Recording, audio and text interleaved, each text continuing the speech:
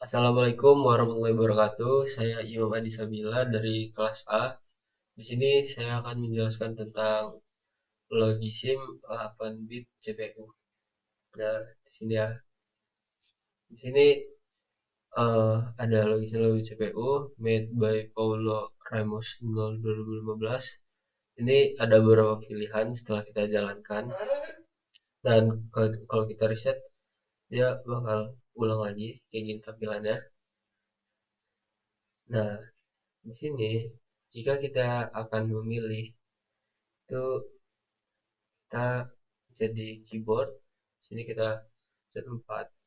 Nah, setelah kita pencet 4, dia akan menampilkan beberapa pilihan. Yang pertama ada exit, yang kedua itu ada open file, yang ketiga ada add new file. Kita pencet 2 untuk add new file. Nah, di sini kita masukkan filenya. Nah, misalkan Imam, terus kita enter. Nah, di sini kita akan klik yaitu CPU, terus eh ada kontrol. Kita lihat view CPU 8-nya. Nah, di sini dari kontrol unit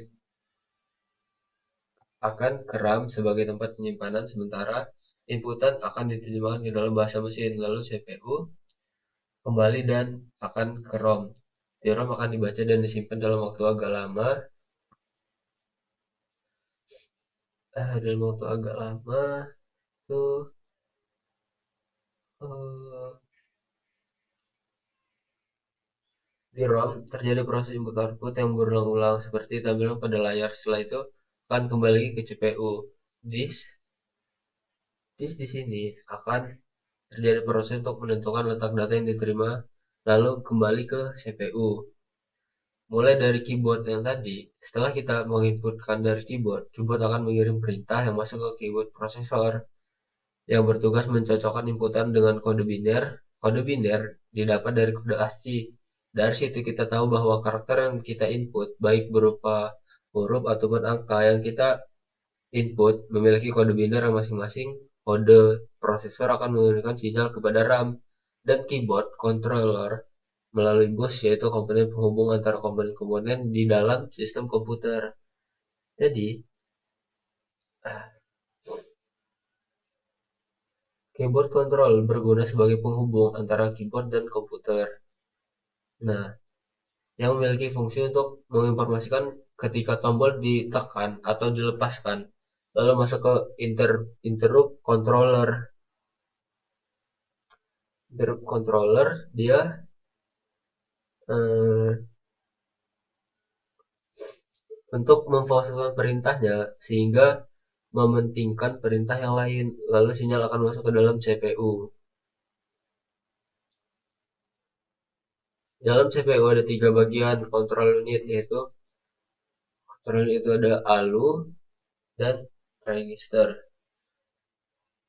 Pertama, di dalam control unit itu bertugas untuk mengatur segala apapun dalam prosesor. Apabila instruksi merupakan perhitungan logika atau algoritma, dia logika atau aritmatika, maka akan lanjut ke ALU yang hasilnya akan ditampung oleh akumulator, lalu perintah akan dikirim menuju register untuk disimpan sementara, lalu kembali ke ALU dan control unit. Control unit ini ya. Dari control unit ini akan dikembalikan menuju change, change. Setelah dari proses akan lanjut ke ROM BIOS yang berfungsi sebagai media penyimpanan firmware sehingga dapat dieksekusi secara cepat, lalu perintah akan kembali ke keyboard controller untuk memastikan inputan benar atau tidak.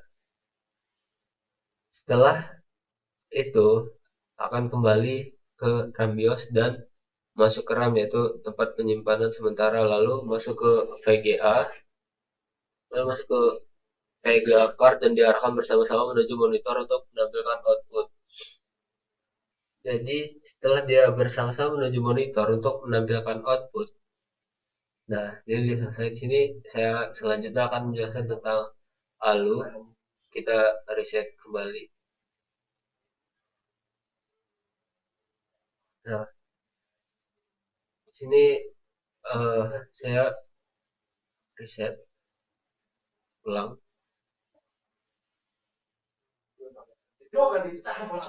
Nah, dan di sini saya akan menjelaskan tentang ALU. Step 1 untuk memilih ALU.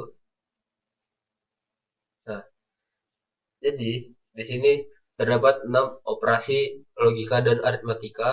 Untuk operasi logika seperti AND, OR, XOR, NOR, ADD, dan SUB.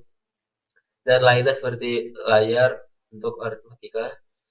Ketika akan menyebut bilangan 2, klik keyboard, tulis 2510. Nah, dan enter akan ditampilkan output dan outputannya. Ini outputannya ya, udah keluar. Eh, Lalu terdapat kode biner dari kedua bilangan yaitu kode untuk 25 dan 10.